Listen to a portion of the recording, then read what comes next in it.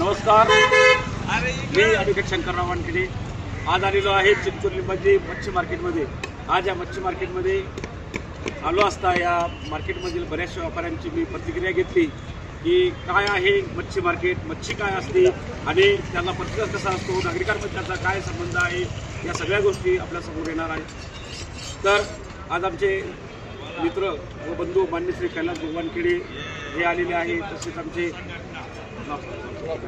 गजानन गवळे साहेब, सुनील भाऊ पुढे या पुढे या सुनील भाऊ वानखेडे, तसेच नाव सांगा शिरनाथे केशवराव वानखेडे, रामभाऊ वानखेडे, कडुबा लोखंडे, शिंदे राजू वानखेडे, गवळे भैया, सचिन वानखेडे, वरबा सचिन वानखेडे, योगेश वानखेडे, प्रदीप वानखेडे, राजू वानखेडे आणि सचिन वानखेडे हे सर्व व्यापारी मत्स्य व्यवसाय मासे विकू लागलेले आहे। मासे विकू लागलेले आहे आणि मासे विकत असताना त्यांच्या प्रतिक्रिया काय आहे, हा थंडीचा माहोल आहे। थंडीच्या माहोलमध्ये आज रविवारचा बाजार आहे, रविवारचं मार्केट आहे। रविवार मार्केटमध्ये आज म्हणजे नॉनव्हेज खाण्याचा दिवस असताना या ठिकाणी बरेचसे दुकानात लागलेले आहेत। म्हणजे प्रत्येक वार हा वेगळा असतो।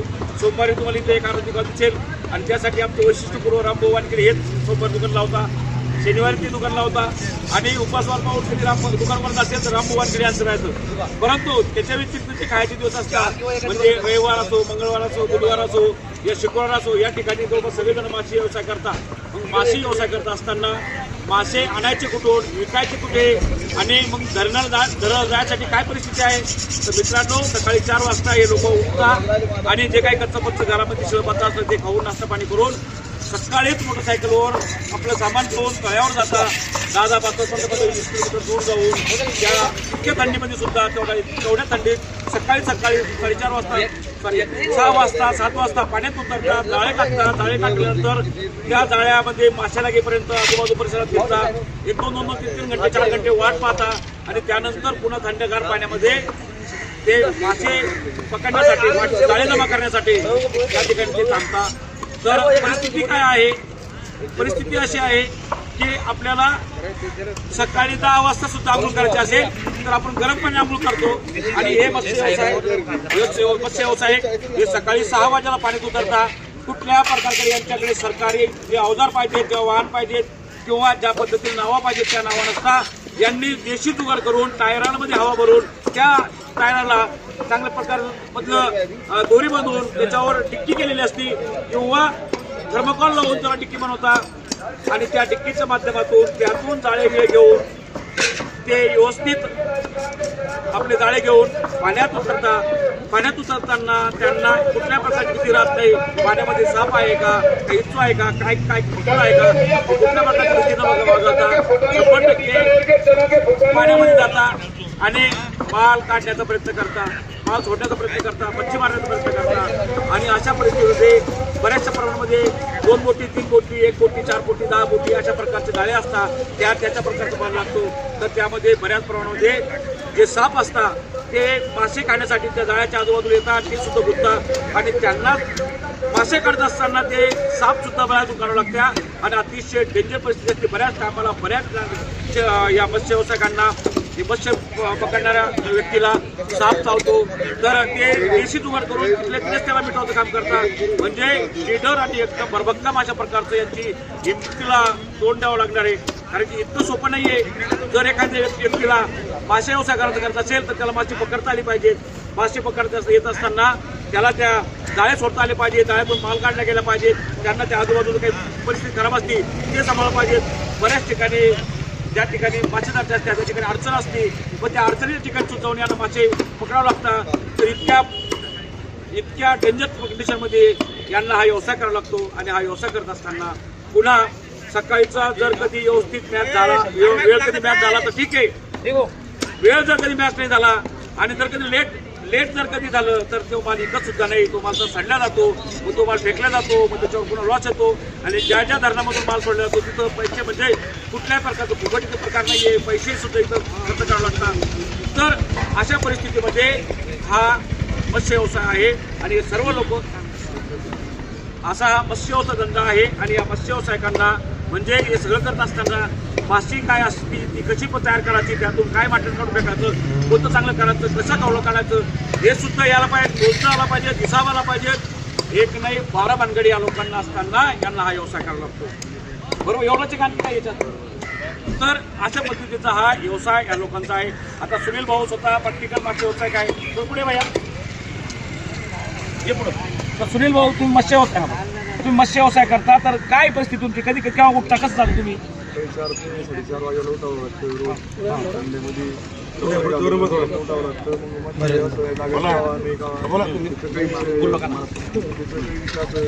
आम्ही राहत नाही पण मग ते करावंच लागतं पोटामुळं व्यवसाय चालू आहे. तर अशा प्रकारे मग त्यात तुम्हाला काय कसं राहतं, रोजीरोटी कशी राहते, कसं पाहिजे? जसे मशीन लागेल तशी रोजीरोटी राहते आम्हाला. जर नाही मशीन लागली तेव्हा म्हणजे तर परिस्थिती अशी आहे की दररोज माल लागेल याची काही गॅरंटी नाही आहे.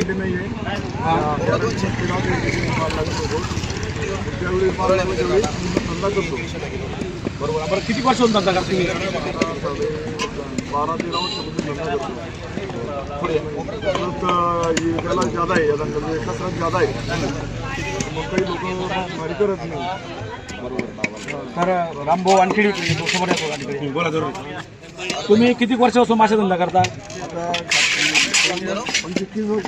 जवळपास 50 वर्षापासून. वय किती तुमचं? या माणसाचं वय आहे जवळपास 80 वर्ष. 80 वर्षाचं वर वय आहे, तंदुरुस्त आहे. यांच्या वयात एकही व्यक्ती या गावामध्ये मत्स्य व्यवसाय करणारे नाही आहे. आता यांच्याबरोबर सगळे जवळपास देवाला प्यारे झालेले आहे.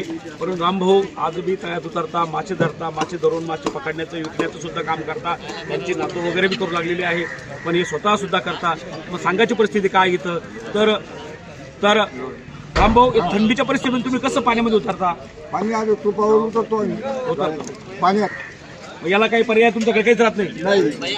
तर या अशी परिस्थिती, यांची ना कुठल्या प्रकारचा पर्याय आहे ना काहीच नाही. यांना व्यवसाय केल्याशिवाय पर्याय नाही. बरं मग तुम्ही 12 महिने मत्स्य धंदा करता, आणखी काय काय करता? नाही 12 महिने हे मत्स्य व्यवसाय करता. दाखव भाई असं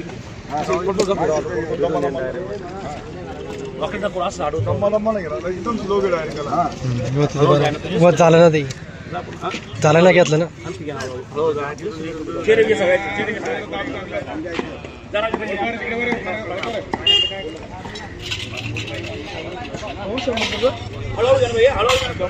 अरे वतन दे आम्हाला.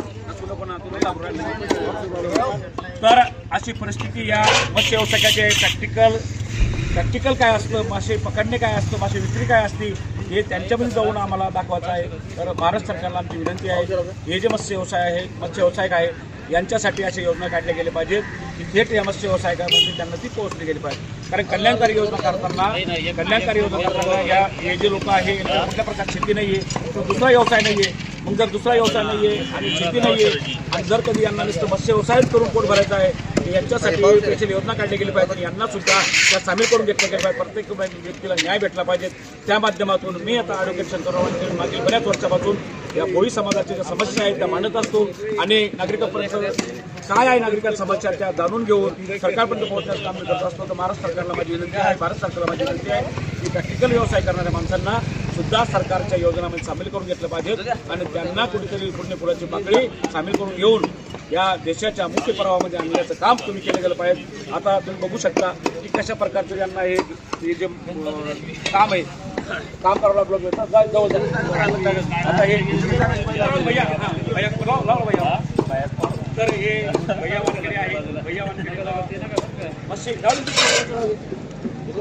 पकडून धरून आणली आणि धरून आता तयार करू लागलेली.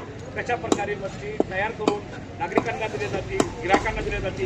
कारण की ज्या पद्धतीनं व्यवस्थित जर कधी बनवली गेली तरच ती मच्छी खासायची नसता.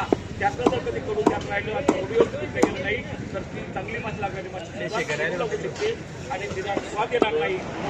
स्वाद येण्यासाठी त्या मत्स्य व्यवसायकाला चांगल्या प्रकारचे करून द्यावं लागतं. अशा प्रकारे हा मत्स्य व्यवसाय आहे आणि म्हणून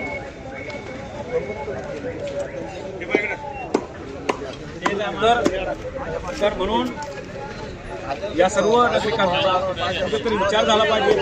आज मत्स्य व्यवसाय करणारे नागरिक भोई समाजात मोठ्या प्रमाणात आहे. भोई समाज 100% मत्स्य व्यवसाय करतात. या व्यतिरिक्त बाकी समाज थोडे मत्स्य व्यवसाय करतात. अशा परिस्थितीत सरकारने एक लक्ष दिलं पाहिजे. जय हिंद, जय महाराष्ट्र.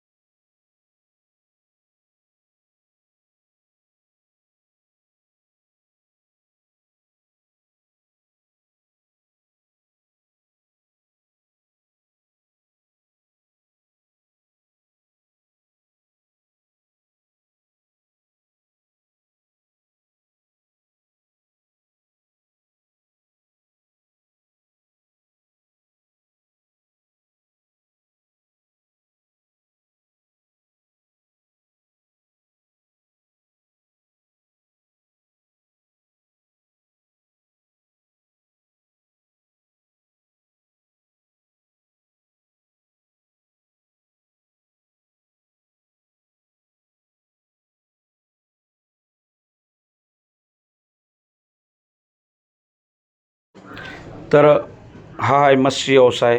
या मत्स्य व्यवसायाच्या माध्यमातून येथील बरेचसे नागरिक जे आहे भोई समाज, कोळी समाज व इतर समाज मत्स्य व्यवसाय करून आपला उदरनिर्वाह करतो. चिंचोली लिंबाजी या गावातील सर्व भोई समाज हा मत्स्य व्यवसाय करतो. मग चिंचोली लिंबाजीच्या आजूबाजूचे जे तलाव आहे, कट्टे तलाव आहे, नेवपूर तलाव आहे, करंजखेडा, नागापूर, रामपूरवाडी, जांभडी, लोहगाव, वडोद, टाकळी, छोटे छोटे हे तलाव आहे. वडोद, वाकोद, शेलगाव, दिगाव, बोरगाव, नाचनवेल, बाबरा वगैरे जे आहे, नादरपूर, पिशोर या छोट्या छोट्या तलावावर जाता आणि छोटे मोठे बी काही तलाव याच्यात छोटे बी आहे. यांच्यातून माल हे पकडून आणता आणि माल पकडून आणून मग या चिंचोली इथे मार्केटमध्ये दररोज विकण्याचा प्रयत्न करता. यामध्ये मोठ्या प्रमाणात भोई समाजाचे जे नागरिक आहे हे पुढाकार घेता. सकाळी 4-4:30ला उठून आपल्या मित्र कंपनीसोबत मोटरसायकल, गाडी जे असेल त्या वाहनानं हे तलावावर जाता आणि सकाळीच दिवस निघता हे तलावामध्ये जाळे सोडता आणि जाळे सोडून अशा प्रकारे आता हे राजू वानखेडे आहे हे माल धरून आणले. तर यांनी सकाळीच आज गेले, सकाळी माल आणून ते कौतिक वानखेडे यांनी सकाळी कोणाच्या तरी धरणात गेले, तिथं जाळे सोडून बरोबर माल पकडला आणि माल पकडून आणून मग तो कुठेतरी आता या चिंचोली लिंबाजी मार्केटमध्ये आणला. म्हणजे जेव्हा एखादा व्यक्ती एखाद्या दिवशी जर कधी तलावावर जायचं असेल तर त्या तलावावर जाताना त्या व्यक्तीला सकाळी उठून तलावावर जाऊन तलावामध्ये जाळे सोडून मग अर्धा-पाऊण घंटा नायरी करायची. नंतर पुन्हा मग ते जाळे बघत राहायचे. बघत बघता जो माल लागला तो माल धरून सुरुवातीला काय करता आहे की जे 2 बोटी 3 बोटी माल पाण्यावर टुपाच्या माध्यमातून सोडता आणि मग ते त्याच्यामध्ये मासे जे पडतात ते मासे पकडण्यासाठी तळ्यात उतरता आणि मग त्या पद्धतीनं आणि मग गारा पाणी चिखल याच्यामधून कपडे अंडरपॅन्टवरची खाली उतरतात इतक्या थंड्यामध्ये आणि बरोबर माल पकडत असताना यांना बऱ्याच गोष्टीला सामोरे जावं लागतं. मग किच्चू पाणी काटा असं तिथं असतं म्हणजे साप वगैरे खूप मोठ्या प्रमाणात त्याच्यामध्ये जाळ्यामध्ये अटकतात. मग ते काढताना त्यांना खूप नाकेदम येतो. ह्या खूप गोष्टी म्हणजे आपण साप बघलं की घाबरून जातो आणि हे दररोज जेव्हा माल पकडत जातात तेव्हा यांच्या जाळ्यामध्ये साप पडता. मग हे साप कसे काढून फेकायचे काय मग हे आपल्या आईवडिलांनी पारंपरिक पद्धतीनं हे माल कशा पद्धतीनं पकडायचा कशा पद्धतीनं काढायचा आणि कशा पद्धतीने करायचा. मग तो माल एकदम साफ स्वच्छ करायचा धुवून काढायचा पकडल्यानंतर आणि मग तो धुवून करून साफ स्वच्छ करून आपले साफ स्वच्छ कपडे घालून आणि मग तो गाड्यावर मार्केटमध्ये यायचं. आणि 100 रुपये किलो माल ना तुम्ही कोणते किलो राहिले खरं सांगा ना काय भाव आहे?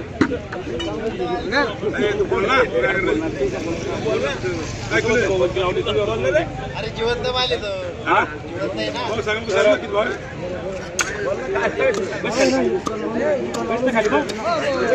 आहे ना पाणी आणतो पाणी घेऊन भाई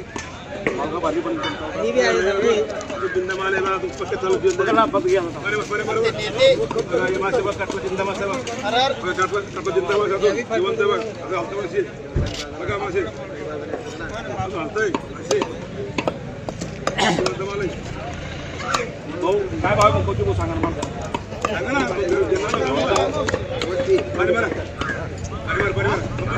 त्याच्यावर नाही माशावर त्याच्यावर नाही मारू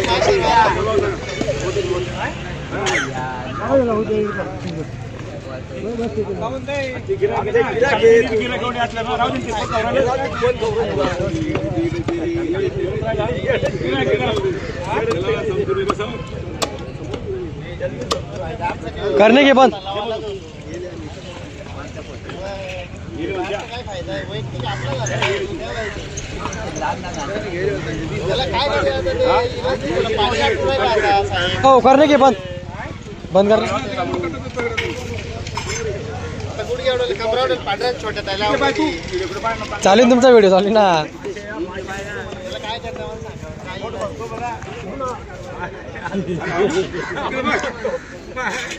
आता आम्ही व्हिडिओ काढतो आमचे कौतुक वानखेडे यांनी मला म्हटलं की बा तुम्ही माझ्या दुकान लावलंच नाही तर पहिलेच कौतुक व्हिडिओ घेऊन देऊ लागले का भगवंती दाखवू लागले म्हणून पुन्हा प्रेक्षक आम्ही कौतुक वानखेडे यांचा व्हिडिओ काढून लागलेले आमचे बंधू आहेत. तर मित्रांनो व्यवसाय असतो आणि व्यवसायाच्या माध्यमातूनच आपण आपलं पोटभरतो संसार करण्यासाठी व्यवसायाला आपण प्राधान्य देतो. मग तो शेती व्यवसाय असो मत्स्य व्यवसाय असो दुकानदारी असो तर काही असो तर त्याच्या प्रकारे सर्व नागरिक आपल्या परिसरातील आपल्या पद्धतीने जे व्यवसाय असतो त्यात 2 पैसे येऊन आपल्या परिवाराचं पोट भरून उदरनिर्वाह करत असतात.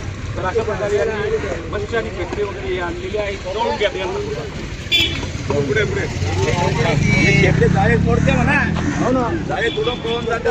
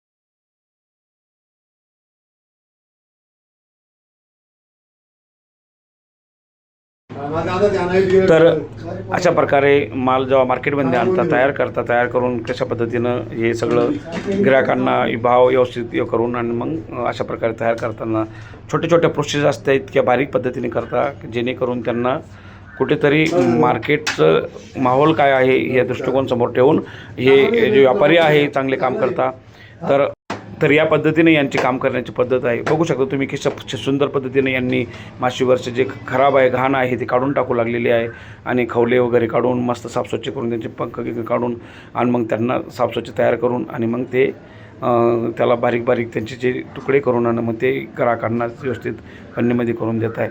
तर ही पद्धतशीर त्यांची काम करण्याची पद्धत आहे आणि या काम करण्याच्या पद्धतीमुळं आज कुठेतरी मत्स्य व्यवसाय या मार्केटमध्ये केवळ चिंचोली लिंबाजी मार्केटमध्येच माल विकत नाही तर जवळपास सर्व महाराष्ट्र आणि भारतामध्ये भारतात परत जवळपास जगामध्ये माल विकला जातो. जगामध्ये मत्स्य व्यवसाय केला जातो आणि हा मत्स्य व्यवसाय करण्याची यांची पद्धत खूप छान आहे.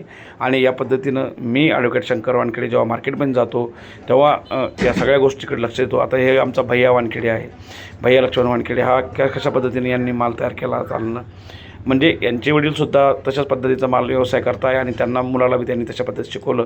याचं शिक्षण वगैरे कमी झालं परंतु मग याला माल बनवण्यासाठी मत्स्य व्यवसाय करण्यासाठी चांगल्या पद्धतीचं यांनी हे सिस्टम उभी केलेली आहे. तर ही सिस्टम आहे मत्स्य व्यवसाय करणाऱ्यांची. भैया वानखेडे बघा आता कसं एक फ्रेश माल जो आहे त्याला कसं व्यवस्थित तयार करू लागलेलं आहे आणि तयार करून त्यातली घाण बाहेर काढून आणि मग त्याचे छोटे छोटे तुकडे करून ते व्यवस्थित ग्राहकांना देण्याची जी पद्धत आहे त्या पद्धतीला हा व्यक्ती कशा पद्धतीनं सामील करतो आहे. मग छोटे छोटे तुकडे करून आणि मग हे तुकडे करून मग जे आहे जवळपास 60 ते 70% 80% लोक 90% लोक मत्स्य व्यवसाय म्हणजे माशी खातात आणि माशातून आपलं प्रोटीन चांगल्या प्रकारचं प्रोटीन भेटतं आणि चांगले ताजे मासे जवळपास सगळ्या मार्केटमध्ये उपलब्ध असतात. आपल्याला कळायला पाहिजे की कोणता मासा खाल्ला गेला पाहिजे तर कोणता मासा खायचा आहे आणि जवळपास व्यापारी चांगल्या प्रकारचा माल तोच देतात, चांगला माल देतात आणि चांगलं पण त्यांना बी कुठेतरी ना सरकारने याकडे लक्ष दिलं पाहिजे. त्यांना चांगले मार्केट बांधून दिले पाहिजेत. मत्स्य व्यवसाय मच्छी मार्केट म्हणून त्यांना दिले पाहिजे जेणेकरून मच्छी विक्री करण्यासाठी त्यांना बी ऊन वारा पावसाच्या माध्यमातून जो त्रास होतो तोच त्याला सहन करावा लागतो, तोच त्रास त्यांना होणार नाही. आणि सरकारच्या एका जबाबदारी पद्धतीनं त्यांना चांगले प्रत्येक ठिकाणी गाळे काढून देऊन प्रत्येक गावामध्ये ज्या ठिकाणी मत्स्य व्यवसाय होतो त्या ठिकाणी गाळे काढून त्यांनासुद्धा मत्स्य विक्री करण्यासाठी उपलब्ध करून दिले गेलं पाहिजेत जेणेकरून या नागरिकांना त्यांचा जो उदरनिर्वाह या मत्स्य विक्रीतूनच होतो. तर मत्स्य विक्रीतून होत असताना याची काळजी सरकारने घेतली पाहिजे जेणेकरून या नागरिकांना त्याचा फायदा होईल आणि जे ग्राहक आहे त्यांना बी घेताना कुठल्या प्रकारची अशी अडचण येत नाही, ते सुद्धा व्यवस्थित जिथं बाजार आहे तिथं जाऊन ते घेऊ शकता. तर हे एक सिस्टम आहे आणि या सिस्टमला कुठेतरी सरकारनं सुद्धा सहकार्य केलं गेलं पाहिजेत. कारण की बरेचसे जे आहे व्यापारी आहे या व्यापाऱ्यांना कुठेतरी खूप समस्यांना सामोरे जावं लागतं, खूप अडचणी येतात आणि त्यांना अडचणी तोंड द्यावं लागतं. कारण की एका मत्स्य व्यवसाय करताना माशी पकडण्यापासून तर माशी तयार करून मार्केटमध्ये विक्री करण्यापर्यंत सगळ्या गोष्टी कराव्या लागत्या आणि त्या करत असताना त्यांना त्या सगळ्या गोष्टीला सामोरे जात असताना मार्केट काय असतं, कोणत्या मार्केटमध्ये माल विकेल, माल कसा उरणार नाही, माल कसा खराब होणार नाही, तो कशा पद्धतीनं जर कधी विरला तर ठेवावा लागतो आणि त्याला कसं पुन्हा चांगलं मार्केट राहील, तो खराब कसा होणार नाही आणि ग्राहकांना तो चांगला कशा दिला जाईल या दृष्टिकोनातून आज या मत्स्य व्यवसाय त्या मत्स्याची काळजी घेता. आता हे राजू वानखेडे आहे, हे गवळी आहे आणि ते सचिन वानखेडे आहे, प्रदीप वानखेडे, हे सगळे जे लोक आहे चांगल्या प्रकारचं इथं मत्स्य व्यवसाय करून आपला आणि आपल्या परिवाराचा उदरनिर्वाह करता. कमी वयातच त्यांनी या कला हासिल केली आणि या कलेच्या माध्यमातून आज हा व्यवसाय यांचा चांगल्या प्रकारे चालू आहे. मित्रांनो, कुठेतरी आपण जेव्हा व्यवसाय करतो त्याच्यावर प्रेम करा, त्या माध्यमातून प्रेम करून कुठेतरी व्यवसाय करा. जय हिंद, जय महाराष्ट्र.